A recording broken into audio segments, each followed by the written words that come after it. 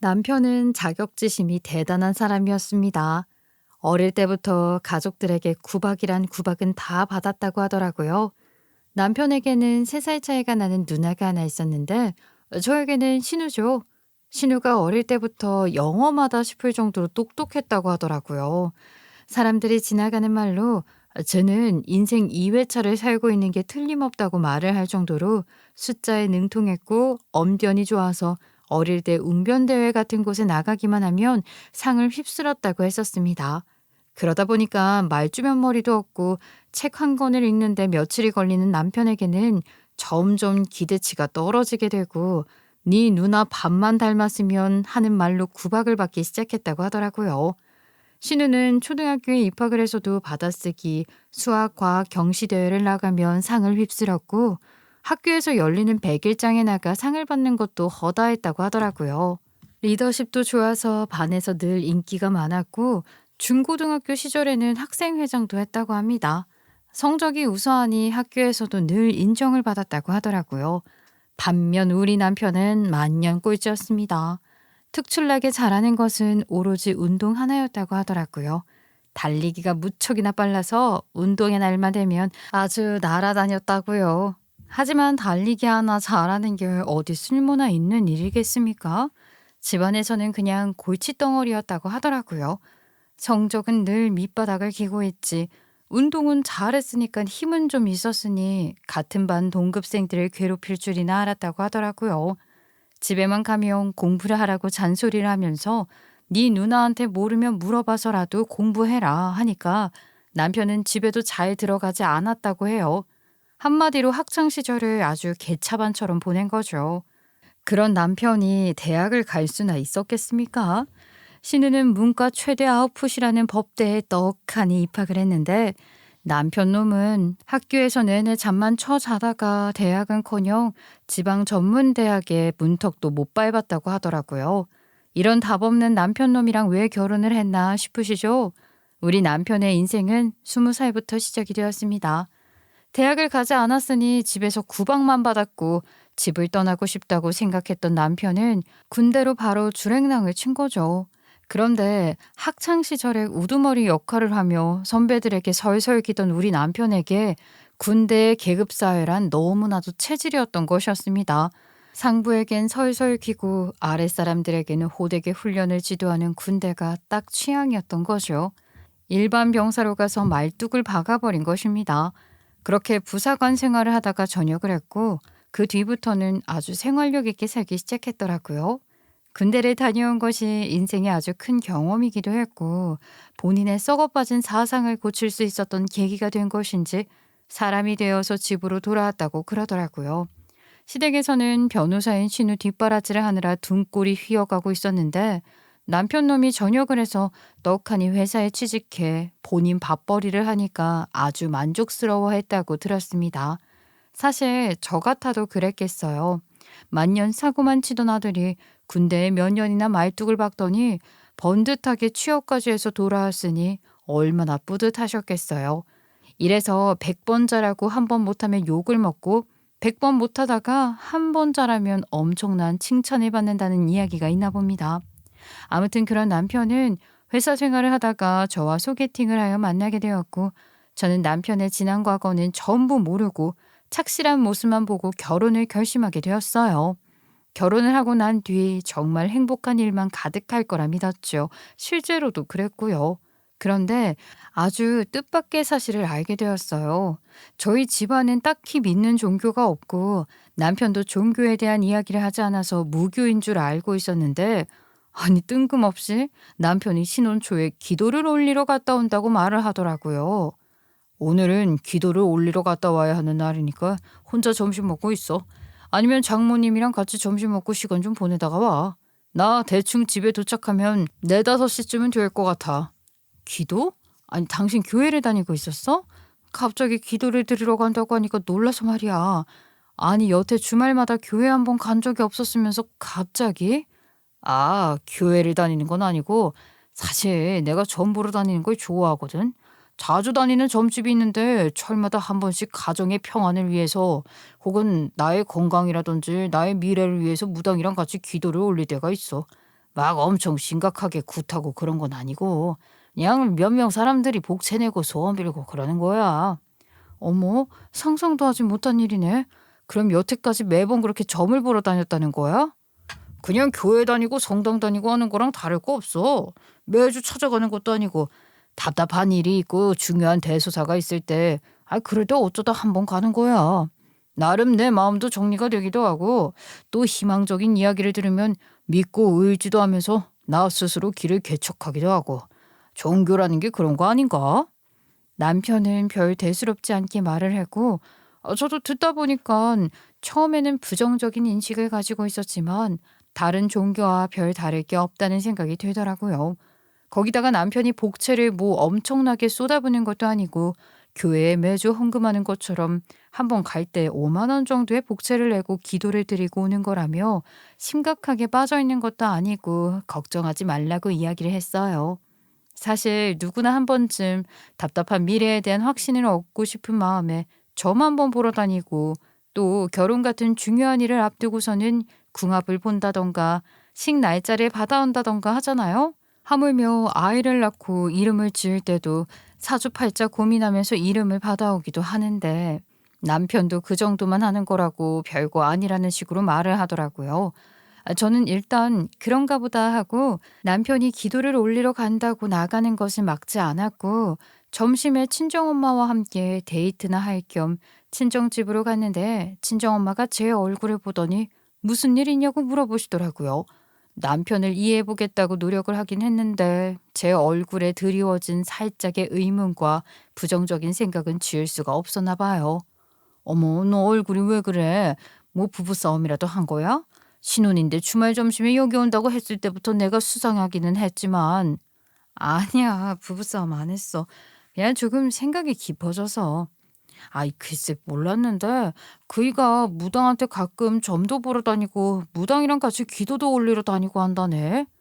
친정엄마께 이 고민을 토로했더니 친정엄마께서는 별 대수롭지 않은 일 가지고 고민을 한다는 식으로 말을 하시더라고요. 아이 그게 뭐가 문제야. 무당을 뭐 신처럼 모시면서 매주 쫓아다니는 것도 아니라며. 엄마도 점 보러 다니고 하는데 뭐 어때? 아이 뭐 하나님 부처님 믿어야지만 종교니. 뭐든지 본인이 의지할 수 있고 좋은 방향으로 나갈 수 있는 믿음을 가지는 게 중요한 거지. 분기에 가끔 5만 원, 10만 원 복제 주면서 기도 올리러 간다는데 그 정도면 아주 가볍게 믿는 수준이구먼. 난 또 뭐 엄청난 일이라도 있는 줄 알았잖니. 친정엄마가 대수롭지 않다고 말을 하시니 또 그렇게 들리더라고요. 저희 친정엄마 산전수전 다 겪으신 분이셨거든요. 어릴 때 아버지가 돌아가신 뒤에 친정엄마도 한때 무당을 쫓아다니면서 앞으로 뭘 해먹고 살아야 좋을지 저와 언니의 사주가 어떤지 하나하나 물어보고 다니셨던 때도 있었고요. 근데 그것도 잠깐이고 한때이지 어느 순간 의미 없다는 걸 깨달았을 때가 올 거라면서 저에게 큰 걱정을 하지 말라고 하셨어요. 친정엄마도 그러셨다고 하시더라고요. 지금은 당연히 이해가 안 갈 수도 있다. 그게 결핍이라는 거거든. 엄마도 그랬어. 네 아버지가 그렇게 병으로 허망하게 떠난 뒤로 앞으로 뭘 해먹고 살아야 할지가 막막해서 무당 쫓아다니면서 앞으로 미래를 점쳐달라고 한 적이 수도 없이 많았지. 그중에 들어맞는 것도 있었고 영 맞지 않는 것들도 있었고 나중 되니까 내가 굳이 이걸 믿지 않아도 내 의지만 있으면 살아가는데 문제가 없겠다는 것을 깨닫게 되더라. 우리 사위도 그럴 거라고 믿고 말이야. 너는 그냥 사위가 뭐라든 믿어주고 지지해줘.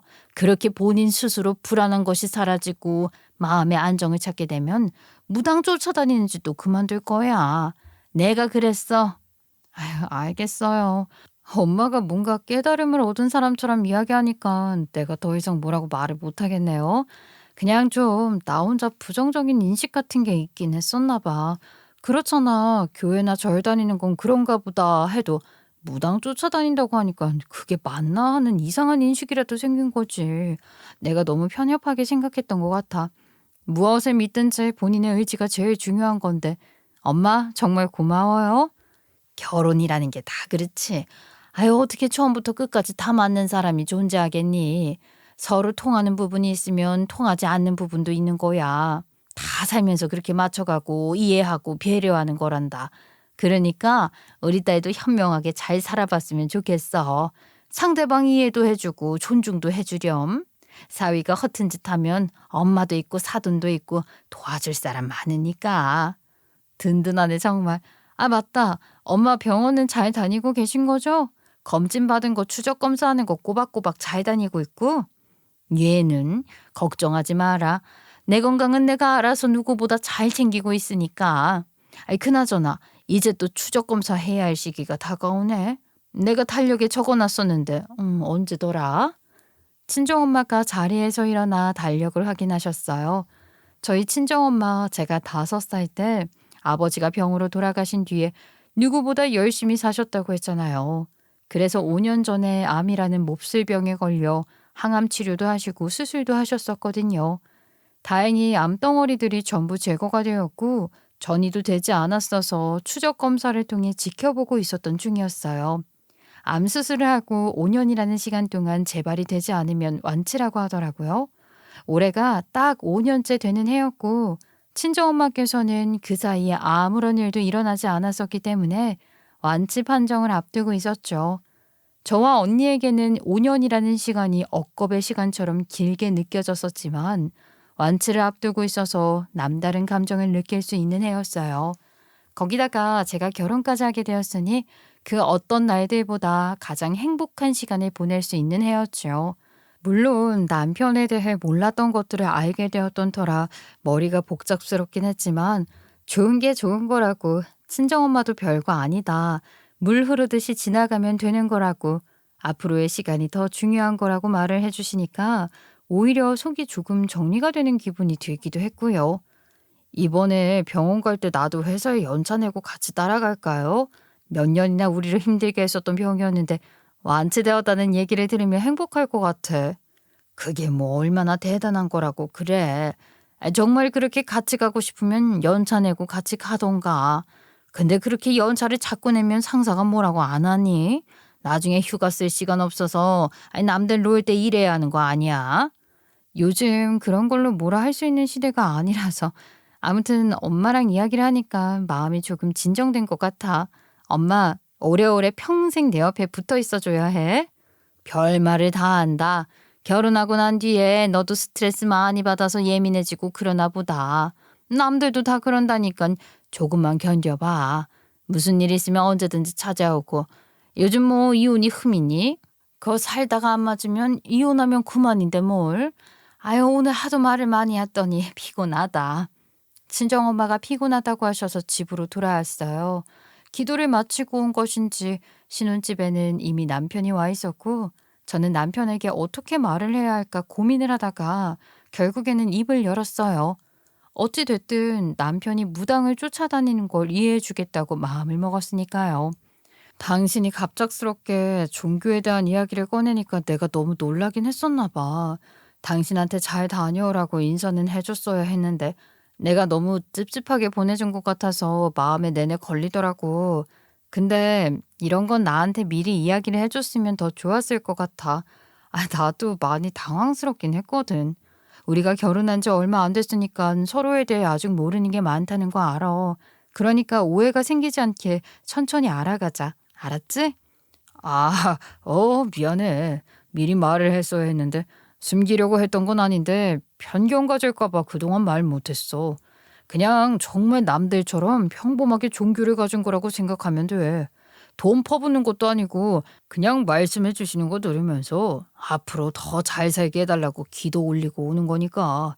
복채도 뭐 TV에서 나오는 것처럼 수백 수천 쏟아붓는 거 아니고 끽해봐야 5만 원 정도 하고 오는 게 전부야. 내가 뭐 그럴 돈도 없고. 그래도 뭐 때마다 굿도 하고 부적도 쓰고 그래야 하는 거 아니야? 솔직히 말을 하면 꺼림칙하긴 했어. 평범한 종교도 아니고 그래도 당신이 큰돈 쏟아붓는 거 아니고 스스로 믿는 믿음이라는 게 중요하다고 하니까 내가 이해해 보려고. 그럴 수 있지. 이해 못하는 거 아니야. 그런데 굿도 하고 부적도 쓰고 그런 건 아니야. 나는 그냥 평범하게 교회에 헌금하듯이 아주 적당한 금액만 복채드리고 나 혼자 기도하고 그러고 오는 거라서 신경 쓸 일 없어. 정 불편하면 앞으로는 안 갈게. 혼자 기도해도 되는 거니까. 당신이랑 결혼하고 나서 서로 맞춰가야 한다는 건 나도 느끼고 있어. 당신이 싫어하는 건 절대 안 해. 정말로? 그럼 내가 앞으로 가지 말라고 하면 안 갈 거야? 당연하지. 당신이 불편하다고 하는데 내가 굳이 박바국에서 다닐 필요 없지. 남편은 의외로 쿨한 모습을 보여주었어요. 뭐 그 신당에 다니게 된 것도 오래된 것이 아니라 3년 전에 우연히 친구 따라 점을 보러 갔다가 무당이 줄줄이 읊어주는 사주팔자를 듣고 믿음이 가서 다니기 시작한 거라고 하더라고요. 어릴 때 신우와 비교를 당하며 서름을 겪었던 것도 어떤 일을 해야 운이 술술 풀리는지 또 배우자를 언제 만나게 될 것인지 딱딱 맞췄다고 했어요. 남편은 3년 전 무당의 말을 듣고 이직을 했고 이직한 뒤로 정말 일이 너무 잘 풀려서 성과급도 많이 받고 또 배우자를 만난다는 해에 저랑 연애를 시작하면서 결혼까지 하게 되었다고 믿을만 해서 믿은 거라고 하더라고요. 결혼까지 하고 나면 인생에 더 큰일이 얼마나 있겠냐고 싫으면 안 다니겠다고 말을 하는데 혼자 고민한 시간이 바보처럼 느껴지더라고요. 친정엄마의 말대로 별 대수롭지 않은 일이라고 앞으로 살면서 맞춰가면 되는 거라 생각하기로 했어요. 대화를 하니까 풀릴 것들은 다 풀리더라고요. 그렇게 우여곡절 끝에 신혼생활을 서서히 발맞춰가며 보내고 있었고요. 너무나도 좋은 소식이 들려왔어요. 친정엄마의 암이 완치가 되었다는 이야기를 의사를 통해 직접 듣게 되었거든요. 하지만 신혼생활이라는 게 늘 행복하지만은 않았어요. 처음에는 분명 매일같이 붙어있는 게 행복하고 좋았는데 같이 살다 보니 맞는 구석보다 안 맞는 구석이 더 많게 느껴지고 몇 개월 동안 부부싸움도 몇 번 하게 되었거든요. 물론 부부싸움은 칼로 물베기라고 금방 화해를 하기도 했지만 서로 마음에 꽁한 것들이 남아있긴 했습니다. 그러던 도중에 알게 되었어요. 남편이 분명 점집에 더 이상 가지 않겠다고 저랑 약속을 해놓고서는 저랑 부부싸움을 하고 나면 무당에게 쪼르르 가서 모든 이야기를 털어놓고 부적을 쓰고 있다는 사실을 말이죠. 그 부적이라는 것도 참 웃겼어요. 오늘 당신 이름으로 우편이 왔길래 공과금 내야 하는 건가 싶어서 뜯어보니까 부적이 나오더라. 부부싸움 한 뒤에 아내에게 사과를 받아내는 부적이라고 친히 자필 메모까지 남겨주셨던데 이게 말이나 되는 소리야? 화해를 하려면 나랑 이야기를 해야지, 나랑 해결을 해야지. 아니 어떻게 무당한테 부적을 받았을 생각을 하고 그래? 내 이름으로 온 우편을 왜 뜯어봐? 당신은 사생활이라는 게 없어? 앞으로 안 간다며 안 간다며 나한테는 쿨하게 이야기를 하더니 아니 어떻게 뒤에서 이런 짓을 계속할 수가 있어? 이건 신뢰관계의 문제인 거야. 기도를 하고 싶으면 교회를 가 아니면 성당을 가던가 아니면 절에 가도 되는 건데 꼭 무당을 찾아가서 이런 부적을 써야 해? 부적만 쓰면 나한테서 사과를 받아낼 수 있대. 난 사과할 마음이 없는데 그 무당 참 용하다. 그렇지? 내가 하도 답답해서 그런 거야. 아, 알겠어. 앞으로는 진짜 안 갈게. 내가 한 번만 더 무당 찾아가면 내가 진짜 성을 바꾼다, 성을. 아예 안 가. 남편은 그 뒤로 정말 무당을 찾아가지 않았습니다. 대신 동네에 있는 작은 교회를 다니기 시작했어요.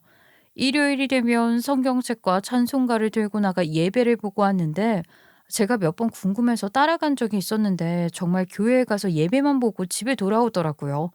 뱉은 말은 지키는 건지 행동으로 보여주는 남편을 믿게 되었죠. 그 뒤로부터는 목사님의 말씀이 남편에게 잘 들어먹힌 건지 모르겠지만 저랑 더 대화를 나누기 위해 집중하는 모습을 보여주었고 서로 서운하거나 오해하는 게 있으면 말로 차근차근하게 풀어나가게 되었어요. 부부싸움이 급격하게 줄어들었고 서로 맞춰 살면서 점차 하나가 되어가는 기분이 들었습니다. 이제는 정말 아무 걱정 없을 거라고 생각하고 결혼 생활을 즐기기 시작했는데 저희 나이가 30 중반에서 후반으로 넘어가는 나이다 보니까 하루빨리 아이를 가지려고 했었거든요. 근데 1년 가까이 노력을 했음에도 불구하고 자연 임신이 잘 되지 않아서 병원에 가게 되니 제가 자궁에 근종이 있다고 하더라고요. 임신을 하는데 착상을 방해할 수도 있다는 이야기를 했어요. 단지 사이즈가 많이 작기도 하고 위치 자체가 나쁘지 않아서 조금 더 지켜봐도 괜찮을 것 같다는 이야기를 하셨죠. 수술을 해야 한다는 게 너무나도 무섭기도 하고 자궁근종 수술이라는 게 가벼운 수술이라 생각할 수도 있지만 수술에 대해 찾아보니까 가볍지만은 않은 수술이더라고요. 게다가 자궁근종 수술을 하게 되면 자궁벽이 약해져서 출산할 때 어려울 수도 있다는 이야기를 해주셔서 자연 임신을 조금 더 시도해보자는 이야기를 했습니다.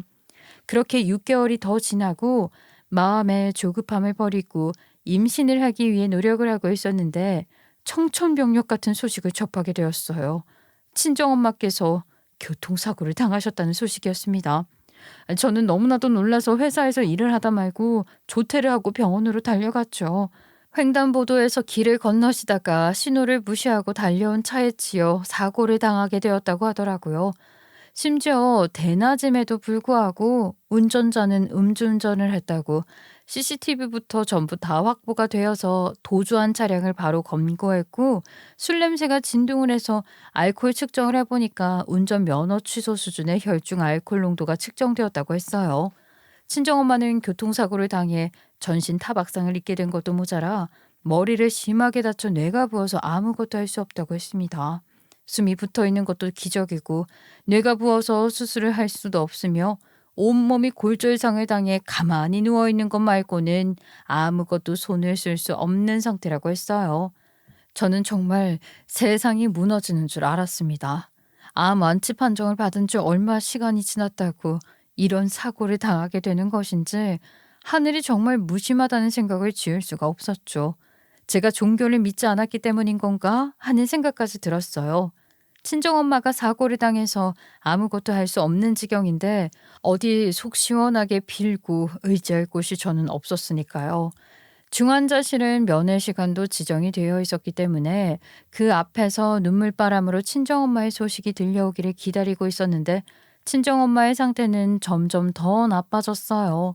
머리를 크게 다친 것이 문제가 되어서 의식을 찾지 못하셨고 그 와중에 부종과 출혈 때문에 결국 뇌사 상태에 빠져들게 되었습니다.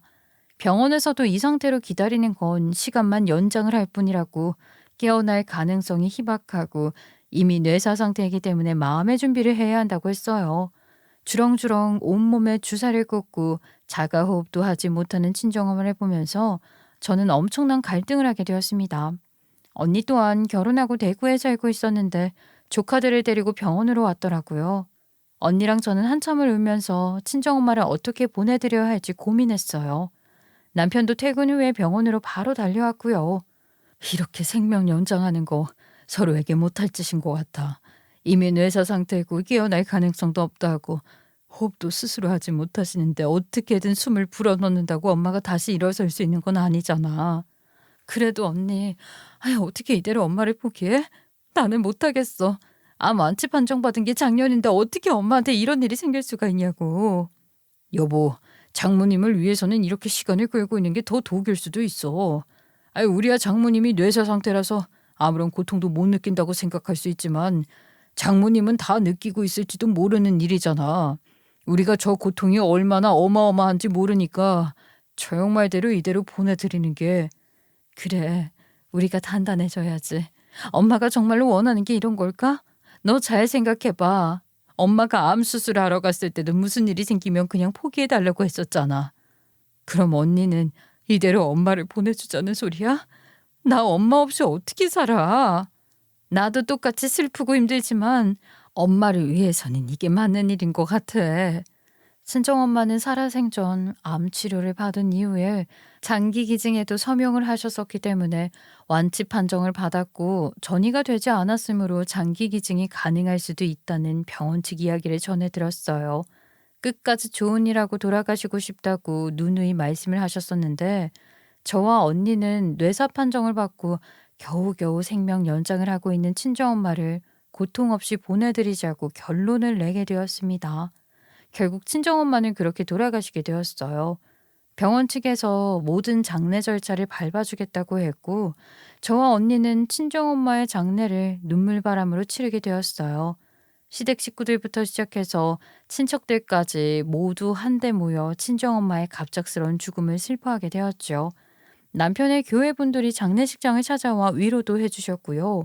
그렇게 3일장을 치르고 언니는 저에게 친정엄마의 유품 정리를 맡긴 채로 대구에 내려가게 되었어요. 저는 기력도 없고 친정엄마를 그렇게 보냈다는 것이 믿어지지가 않아서 유품 정리를 미루고 미루다가 남편이 저에게 이제는 슬슬 해야 하지 않겠냐고 넌지시 말을 해서 남편과 함께 친정엄마가 혼자 살고 계시던 빌라로 찾아가게 되었습니다. 친정엄마가 살아계실 때는 느껴지지 않았던 것들이 확 와닿더라고요. 온기가 하나도 없이 차가운 집의 공기도 그렇고 냉장고 안에 남아있는 엄마가 직접 만든 반찬들, 생활용품, 이부자리 전부 다 눈물 없이는 그냥 정리를 할 수가 없는 것들이었어요. 친정엄마께서 매일같이 덮고 주무셨던 이불만큼은 친정엄마의 냄새가 고스란히 남아있는 것 같아서 제가 쓰겠다고 마음을 먹고 챙겼죠. 남편이 귀중품부터 챙기라고 해서 친정엄마가 늘 장롱 안에 귀중품들을 넣어두었다는 것을 기억해내고는 장롱 문을 열었습니다. 안쪽에 가방 같은 것이 있길래 열어보니 금반지들부터 시작해서 친정엄마께서 아끼시던 물건들이 나오는데 그 금반지 저랑 언니가 돌잔치 때 받은 금반지였죠. 그걸 팔지도 않고 가지고 있었다는 게 또 슬퍼서 눈물을 한바탕 흘렸는데 남편이 가방 안에서 웬 서류를 꺼내더라고요. 이건 뭐지? 보험 증서 같은데? 아, 맞아. 엄마 보험 들어주신 거 있을 거야. 아버지께서 돌아가셨을 때 보험이 하나도 없어서 힘들었었거든. 엄마가 암 걸리기 전에 보험을 여러 개 가입해 두셨었어서 암 치료받을 때 보험으로 해결할 수 있었는데. 생명보험도 여러 개 있고 실비도 있으시네. 특약도 가입되어 있으시고. 그게 뭔데? 나도 좀 봐봐. 저랑 남편은 깜짝 놀랐어요. 친정엄마가 가지고 있는 보험이 어찌나 많은지. 아이 글쎄 보험 증서에 적힌 금액들만 합쳐봐도 무려 6억이 조금 넘는 보험금을 받을 수 있는 게 아니겠어요? 그냥 1, 2억도 아니고 무려 6억이나 되는 돈이 생긴다는 생각에 입을 떡 벌릴 수밖에 없었죠. 친정엄마랑 같이 살 때 실비보험이랑 생명보험이 있다는 건 알고 있었죠.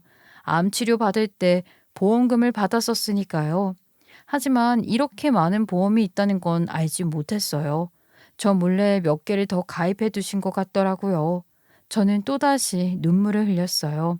보험을 아주 많이 준비를 해 두신 의도를 친정엄마가 돌아가신 이후에서야 알게 되었으니까요. 친정아버지가 돌아가셨을 때 남겨주신 것이 하나도 없어서 온 가족이 너무 힘든 시간을 보내야 했거든요. 그때의 기억 때문인 건지 친정엄마께서는 일을 하루에 12시간 넘게 하시면서 돈을 벌어서 저와 언니를 먹여 살린 것도 모자라 혹시나 본인에게 무슨 일이 생길 때를 대비해서 수많은 보험을 자잘자잘하게 들어두셨던 거예요. 치료비 보장도 보장이지만 사망 시 보험금을 더 받을 수 있게 말이죠. 그 마음이 너무나도 애틋해서 눈물이 줄줄 흘러나왔어요. 저는 바로 언니에게 전화를 걸어서 보험의 존재를 알렸고요. 남편은 제 등을 두어 번 토닥거린 뒤 방에서 혼자 통화를 할 수 있도록 저를 배려해 주겠다고 거실로 나가더라고요. 언니랑 통화를 하는데 조카가 넘어지기라도 한 건지 자지러지는 울음을 터뜨렸고 황급히 전화를 끊었어요. 그리고는 거실에 있는 남편에게 말을 건네려고 하는데 남편이 거실에 없더라고요. 화장실 스위치가 켜져 있길래 볼일을 보러 갔나 싶었죠. 저는 화장실 앞을 서성이며 남편을 기다렸는데 아주 희미하게 남편이 속닥거리는 소리가 들리는 겁니다. 화장실에서 혼자 무슨 말을 하는 건가 싶어 문에 기대어 이야기를 엿들었어요. 누나, 왜 이렇게 전화를 안 받아? 나 급하니까 용건만 빨리 말할게. 누나, 내가 사별하게 되면 말이야. 마누라 돈이 다 내 거 되는 거 맞지? 그냥 딱 그것만 말해줘. 이별 말고 사별. 사별이라고. 저는 순간 너무 놀라서 그 부분만 듣고 다시 방으로 달려들어갔어요. 제가 들어서는 안 될 이야기를 들은 것 같았고 너무나도 소름이 끼쳐서 그 자리에 서 있으면 당장 무슨 일이라도 일어나겠구나 하는 생각이 들더라고요. 일단은 아무것도 모르는 척 해야겠다 싶어서 방에 들어가서 손톱을 물어뜯고 있으니까 한 10분, 15분? 그 정도 시간이 흐른 뒤에 남편이 노크를 하더라고요. 아직 통화 중이야? 나 들어가도 돼? 아니야. 전화 끝났어. 나갈게. 집에 가자. 남편은 보험 증서를 챙겼냐고 물어봤고 일부러 언니 이야기를 꺼내면서 언니랑 같이 정리를 하기로 했다고 변명을 했어요. 적어도 그래야 당장 무슨 일을 치르지 않을 것 같았거든요. 그렇게 찜찜한 마음을 가지고 집으로 돌아와서 남편의 동태를 좀 살피고 있는데 남편이 잠시 교회에 좀 다녀와야겠다고 하더라고요. 평일인데 무슨 교회를 가냐고 물어보니까 장례식장에 목사님부터 전도사님까지 쭉 오셨었는데 감사 인사는 드려야 할 것 같다고 하길래 저도 따라가겠다고 하니 피곤할 테니 조금 쉬라고 하더라고요.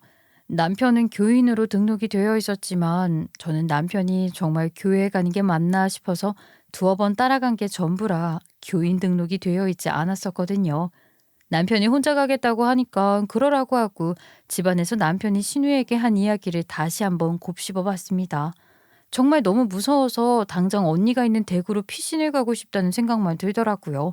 괜히 말을 꺼내서 자극을 해봐야 좋을 게 없다는 생각도 들었고요. 남편은 교회에 다녀와서 아무렇지 않게 행동하고 오히려 저를 위로하는 척하며 본심을 숨기더라고요. 한 이불 덮고 자는 게 불안해서 제가 작은 방에 가서 혼자 생각 정리도 좀 하고 혼자 자고 싶다고 하니까 남편이 그렇게 하라고 하면서 본인이 이부자리를 펴주겠다고 했어요. 남편이 작은 방에서 나오자 저는 잠을 자러 들어갔고 생각이 많아서 스트레스도 받고 피곤함이 몰려와서 그런 건지 이상하게 잠이 막 쏟아지는 것 같더라고요. 제가 원래 잘 때 뒤척거리면서 자는 편이 아닌데 그날따라 뭔가가 불편해서 뒤척거리면서 잠을 잤고 새벽녘에 이상하게 가위에 눌리는 것처럼 몸이 무거워서 눈을 뜨게 되었어요. 이불 속에서 뭔가가 움직이는 듯한 느낌이 들었습니다. 뭔가 싶어서 이불을 더듬더듬 만져보니까 글쎄 뭔가가 들어있는 게 아니겠어요? 저는 놀란 마음에 겉사개를 벗겨내니까 속에 들어있는 솜 사이로 이상한 게 만져지는 겁니다. 불을 켜고 꺼내보니까 글쎄 정말 소리라도 지를까 봐 입을 틀어막아 버리게 되더라고요. 그 안에 들어있는 것은 저주 인형이었습니다. 왜 지푸라기로 만든 것 같은 그런 거 있잖아요. 아주 묵직한 저주 인형이었는데 배 부분에 압정이 꽂혀 있더라고요. 그리고 이상하게 쿰쿰한 냄새가 나는데 저주 인형에 오일 같은 게 잔뜩 발라져 있는 것은 물론이고 칡가루 같은 것이 뿌려져 있었어요. 너무 놀라서 저주 인형, 칡가루 이런 것들을 검색해 보니까 별의별 것이 다 나오더라고요. 그중에 제 눈길을 사로잡는 것은 칡즙이 자궁 근종에 안 좋은 음식이라는 것이었습니다. 거기에 뭐 서류, 칡즙, 달맞이 오일 같은 것이 적혀 있었는데 이 저주 인형에 발라진 오일이 달맞이 오일인가 싶더라고요. 저주 인형 배에 압정이 꽂혀 있는 것만 하더라도 확신이 들었습니다. 남편 놈이 변호사인 신우한테 전화를 걸어서 사별하면 재산이 다 자기 것이 되는 게 맞냐 물어보았을 때부터 불안하긴 했는데 혹시 무슨 짓이라도 하는 건 아닐까 했던 제 예상이 딱 들어맞은 거죠. 그것도 저주 인형을 가지고 이런 짓을 꾸밀 거라 누가 생각을 했겠습니까? 솔직히 너무 멍청한 짓 아닌가 싶어서 기가 막히더라고요. 기가 막혀서 세상에 저주 인형으로 사람이 해를 입었다면 얼마나 많은 사람들이 다쳤겠나 싶고요. 고작 생각해낸 방법이 이것밖에 안 된다는 것이 남편이 얼마나 멍청한 놈인지를 말해주는 것 같았습니다. 한참을 고민하다 보니 동이 텄더라고요. 아침이 되자마자 저는 출근 준비를 했습니다. 남편 놈도 출근 준비를 한다고 슬그머니 나왔더라고요. 밤사이에 별일 없었지? 악몽을 꾼 것도 없고 아니 요즘 계속 스트레스 받아하고 힘든 일이 있었으니까 걱정이 돼서 잠이 잘 안 오더라고. 꿈자리가 좀 뒤숭숭하긴 했어. 이상하게 몸도 무거운 것 같고 잠을 잘못 잤나? 온몸이 힘드네. 일단 출근해야겠다. 이따가 어머님 아버님이랑 저녁이라도 먹는 거 어때? 좋지. 안 그래도 우리 부모님도 당신 걱정 많이 했는데 같이 가서 저녁 먹자. 남편은 좋다고 했고 저는 퇴근 시간만 손꼽아 기다렸습니다. 저를 어떻게든 해하려 하고 친정엄마가 남긴 보험금 6억 원에 눈이 먼 남편과 더 이상은 같이 살 수가 없을 거라 생각했거든요. 퇴근 후에 자연스럽게 저녁을 먹자며 시댁으로 찾아가고 조금 늦게 퇴근한 남편까지 시댁에 도착했을 때 저는 입을 열었어요. 어머님, 아버님, 저 더 이상은 불안하기도 하고 무서워서 이 사람이랑 같이 못 살겠어요. 오늘 형님도 부르려고 했는데 일이 워낙 바쁘셔서 못 오신다고 하더라고요. 제가 글쎄 이 사람이 형님께 전화를 걸어서 제가 죽으면 제가 가진 돈이 전부 자기 것이 되냐고 묻더라고요. 뭐라고? 아니, 그게 정말이냐? 갑자기 그런 걸 왜 물어보고 그래? 왜겠어요? 저희 친정엄마가 돌아가시면서 남겨주신 보험금이 탐났나 봐요. 이거 보이시죠? 이거 뭐 같아 보이세요? 제 눈에는 저주 인형으로 보이는데 귀신 나오는 영화에서만 보던 물건이 제 이불 속에 들어가 있더라고요. 제가 자궁근종 때문에 스트레스 받아 하는 거 아시잖아요? 배에 떡하니 앞전까지 박아두고 자궁근종이 안 좋다는 오일이랑 치가루도 잔뜩 뿌려줬더라고요. 너 이 자식, 이게 사실이냐? 정말로 네 마누라를 어떻게 해보려고 이런 짓을 했다는 거야? 아니, 이제 교회 다닌다며 무당 안 쫓아다니고. 저도 그런 줄 알았죠. 그런데요, 글쎄 이 인간이 무당을 안 쫓아다닌 게 아니라 제 눈을 피한 거더라고요. 교회에서 만났더랍니다, 그 무당을. 어제도 교회에 갔다 온다고 하길래 수상해서 오늘 회사에 반차 내고 집에 와서 성경 책이며 찬송가를 뒤져보니까 안쪽에 그 무당이랑 나는 쪽지들이 붙어 있더라고요. 교회에서 버젓하게 만나서 눈속임을 하고 있었던 거죠. 아이고 머리야. 정말 그랬다는 거야? 네 놈이 너 입이 있으면 말을 해봐. 아니, 왜 자꾸 예전부터 내 물건들을 함부로 뒤지고 그래? 사생활 보호라는 게 없어? 당신 정말 해도 너무한 거 아니야? 형님한테 전화해서 사별 이야기 운운하면서 내 돈 다 네 것 되는 거 맞냐고 물어보는데 사생활이 어딨어?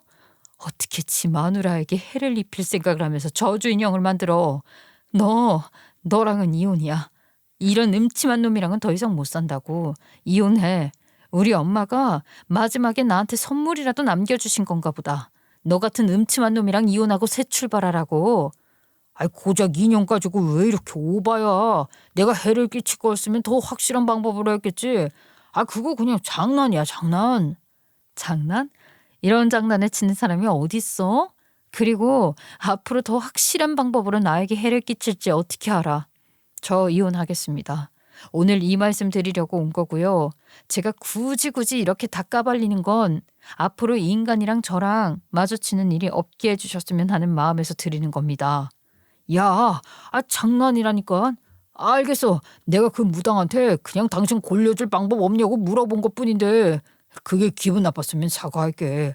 그리고 앞으로는 진짜로 그 무당 안 만날게. 됐어. 지난번에도 그래놓고 결국엔 다시 만났잖아. 내가 믿을 것 같아? 못 믿어. 이혼해. 이혼해 달라고.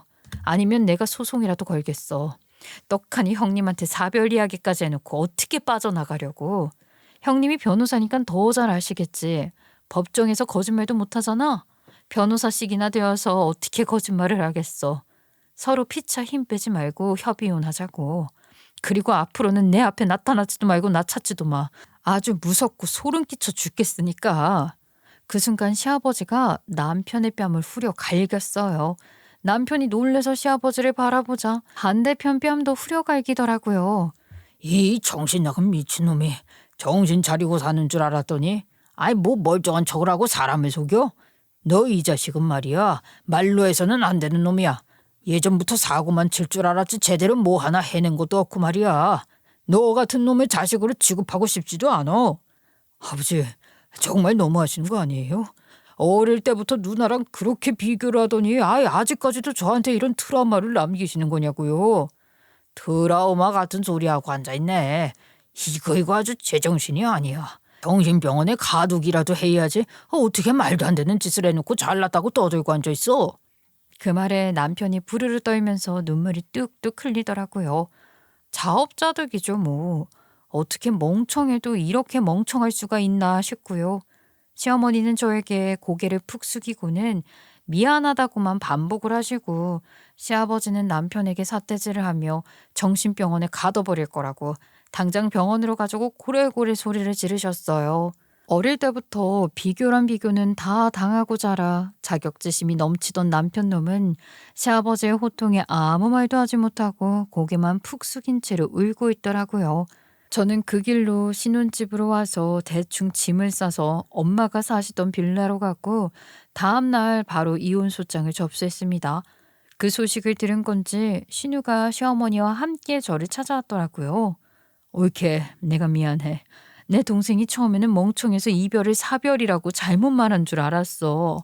자꾸 사별 타령을 하길래 귀찮아서 대꾸를 해줬는데 그런 짓을 꾸밀 줄 누가 알았겠어? 오케이, 정말 미안해.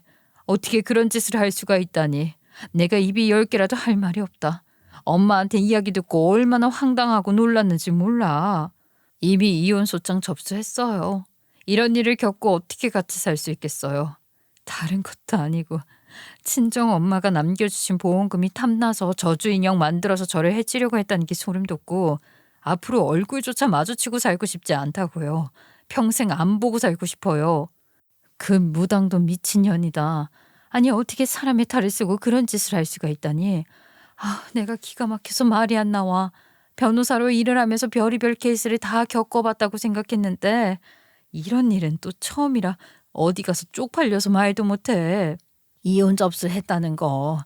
그래. 나도 어떻게 말리지는 못하겠지만 우리 아들이 순진하게 그 무당한테 당했을 수도 있지 않겠니? 아무리 생각해도 말이다. 저주 인형으로 사람을 해친다는 걸 고지고대로 믿었을 리가 없잖아. 어머님, 팔은 안으로 굽는 거라고. 지금 그 인간 편을 드시는 거예요? 편드는 게 아니라 그렇잖니. 얼마나 바보 같은 짓을 한 거니. 정말 그걸로 사람을 해칠 수 있다고 믿은 거라면 그 무당에게도 문제가 있는 거 아니겠어. 사람을 어떻게 세뇌시켰길래 그런 짓을 하게 만드냐고. 완전 맹신을 하던데요. 그래요. 얼마나 대단한 사람이길래 그런 짓까지 시켰나 한번 찾아가 보고 싶긴 했어요. 형님, 혹시 제가 무당을 고소할 수 있나요? 어쨌든 그 인간이랑 같이 짝짝꿍 맞췄으니까 제 재산이 전부 그 사람에게 갔다고 치면 무당에게도 돈 좀 넘겼을 거 아니에요. 그런 걸로 고소할 수 있는지 알고 싶어요. 상황마다 조금 다르긴 한데 무당이랑 확실하게 사주했다는 증거가 있으면 가능하지. 모의를 한 것이니까. 그럼 같이 한번 찾아가 봐요. 추궁하면 또 어떤 소리가 나올지 모르잖아요. 결국 저와 시어머니 신우까지 셋이서 무당을 찾아가게 되었어요. 두근거리는 마음을 애써 진정시키며 점집에 들어가 무당에게 호통을 쳤죠. 사람이 어떻게 그런 짓을 할 수 있는지 다 알고 왔다고 남편 놈이랑 같이 모의를 꾸민 일에 대해 솔직하게 털어놓으라고 하면서 신우이의 명함을 주고 변호사라고 소송 걸겠다고 당당하게 말을 했죠. 그렇게라도 해야 사람이 쫄려서 모든 걸 다 털어놓지 않겠어요? 그런데 무당이 화들짝 놀라더라고요. 아니 지금 저한테 무슨 소리를 하시는 겁니까? 저주 인형이니 모의를 했다느니 저는 그런 적 없습니다. 뭐라고요? 아니 그 인간이랑 교회에서까지 몰래 만나서 서로 복채 주고받고 점도 봐주고 했던 걸 뻔히 아는데 이제 와서 발뺌을 하겠다고요? 너무 늦었지. 내가 어떻게든 증거 잡아서 당신네들이 나한테 해끼치려고 했다는 사실 입증이 낼 거야. 당신 앞으로 피곤한 일 어마어마하게 만들어줄 테니까 그런 줄 알아. 아유 진짜 그런 적 없다니까요. 제가 뭐하러 그런 짓을 시키겠습니까? 멀쩡한 사람에게 저주를 거는 건 그거는 무당한테도 위험한 일이고 절대로 해서는 안 되는 짓입니다. 제가 솔직히 돈 되는 일은 불불 안 가리고 다 하지만 누구를 저주하는 인형이나 부적을 쓰는 일은 죽어도 안 한다고요. 그거 다 업보로 돌아옵니다. 말은 잘하네. 그런 식으로 발뺌하면 그런가 보다 하고 넘어갈 줄 알고. 여기 제가 창부를 보여드리지요. 이게 저한테 어떤 점을 보러 온 건지 부적을 뭘 썼는지 어떤 기도를 올렸는지 쓰여 있습니다. 여기 보시면 댁 남편분이 찾아온 기록도 없어요. 보이시죠? 저한테 사람을 다치게 하는 법, 생명줄을 꺼트리는 법에 대해 알려달라고 했지만 내가 돈도 안 받고 쫓아냈다고요. 이걸 조작했을지 어떻게 알아? 나한테 지금 이 조잡한 증거를 보여주면서 믿으라고 하는 겁니까? 아이고 진짜라고요. 저도 저한테 전보러 오는 사람이 한둘이 아닌데 일일이 이전 내용을 어떻게 기억하겠습니까? 저런 식으로 장부를 만들어서 이전에 찾아와서 무슨 기도를 올렸는지 무슨 내용의 사주팔자를 봤는지 찾아보고 점을 보고 그랬습니다. 약간의 요령을 더한 일이라고나 할까요? 그러니까 무당은 절대로 자기는 사람을 해치는 기도나 부적을 올리지 않는다고 믿어달라고 100번, 1000번 이야기를 하더라고요.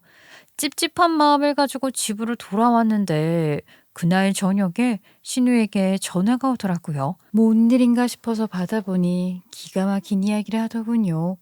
신우가 시댁에 가서 남편을 마치 변호사가 재판에서 취조를 하듯이 구석에 몰아넣고 추궁을 했더니 남편 놈이 울면서 다 털어놓았대요. 무당이 방법을 알려주지 않아서 혼자 인터넷을 검색해서 저주 인형을 만들었다고 하더라고요. 이걸로 또 한 번 시댁 식구들 전부 뒤집어졌고 저 또한 기가 막혀 혀를 끌끌 찰 수밖에 없었어요. 사실 저도 저주인형 사건을 겪고 나서 너무 무서워서 친구들 몇 명을 만나 이런 일이 있었고 이혼까지 생각하고 있다고 털어놓았었는데 봐줘라 이혼하면 여자만 흠이다 하면서 저한테 저주인형으로 피해본 것도 없는데 너무 오버하는 거 아니냐고 그런 애들이 있었거든요. 물론 아주 극소수였고 대부분 미친 거 아니냐고 이혼하라고 난리를 쳤지만요. 봐주기는 개뿔. 이혼을 결정하고 소장을 접수하길 100번 1000번 잘한 일이었죠. 무당이 시킨 일도 아니고 본인이 저를 해하려고 혼자 찾아보고 벌인 일이었다니 진짜 미친놈이 따로 없죠. 결국 남편 놈은 찍소리도 하지 못한 채 저와 이혼을 했고요. 저는 혹시 모를 보복이 무서워 다니던 직장도 그만두고 2주도 채 되지 않는 시간 동안 친정엄마의 집부터 시작해서 가전, 가구까지 전부 처분을 하고 언니가 있는 대구로 내려왔습니다. 그렇게 하지 않으면 제가 어디서 뭘 하는지 지켜볼 것 같았거든요. 저주인형까지 만든 놈인데 그 정도 집착이 없겠어요? 정리를 하는 2주 동안 언니도 걱정이 되었는지 저와 함께 친정엄마의 집을 정리하며 제 옆에 있어 주었고요. 다행히 전 남편 놈은 시아버지의 감시를 받는 건지 뭔지 제 앞에는 나타나지 않았어요.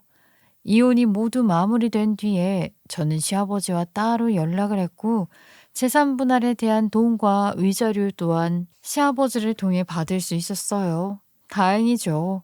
그 집안에 제대로 된 사람들이 있다는 게요. 전 남편 놈은 그 이후에 정말 시아버지 말대로 정신병원에 들어갔는지 알 수는 없지만 제 앞에는 나타나지 않는 것만으로도 무척이나 감사하며 살고 있습니다. 자궁 근종 때문에 아이를 가지지 못한 게 이렇게나 다행일 수가 없더라고요. 대구에 내려온 지도 6개월이라는 시간이 흘렀습니다. 저는 재산 분할 받은 것과 친정엄마의 보험금을 나눈 돈으로 언니네 동네에 작은 원룸을 얻어서 혼자 살고 있고 지금은 이름도 개명 신청을 해둔 상태입니다. 혹시라도 전 남편이 저를 찾을까봐 개인 SNS도 전부 삭제했고 휴대폰 번호도 바꿔버렸거든요. 직장도 아직 구하지 않은 상태라 있는 돈 까먹으면서 지내고 있지만 대구에 터를 잡고 곧 취직도 하려고 이력서를 이리저리 돌리고 있는 중입니다. 처음에 싸하다 싶었는데 살면서 고쳤으면 되겠지 하고 안일하게 생각한 제가 참 바보 같아요. 사람은 고쳐 쓰는 게 아닌데 말이죠. 앞으로 자궁근종 치료받고 언니와 형부, 조카들이랑 열심히 시간 보내면서 제 삶을 다시 찾아가 보려고 합니다. 앞으로의 제 삶은 제발 구름 끼지 않고 행복하길 응원해 주세요. 여러분들의 한마디가 저에게는 큰 힘이 될 것 같습니다. 제 이야기를 들어주셔서 감사합니다.